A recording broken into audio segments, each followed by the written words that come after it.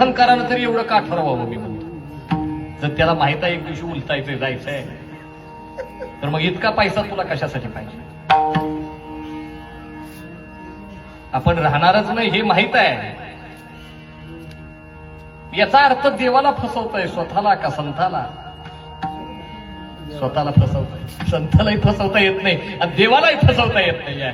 तो स्वतःला स्वतः फसवतोय आणि फसलेला व्यक्ती कधीही शोधूनही समाधान सुख सापडत नाही. भले अंगावर कपडे चांगले असतील, बसायला गाडी लाखो रुपयाची असेल, परंतु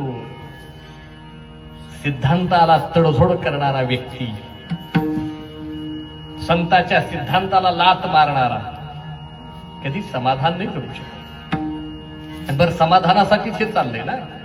मग पैशाने जर समाधान येत असेल तर 1 लाखाची गुणी उशाला घेऊन झोपा बघा, वाटते का झोप येते. उलट पुन्हा जाग कोण घ्या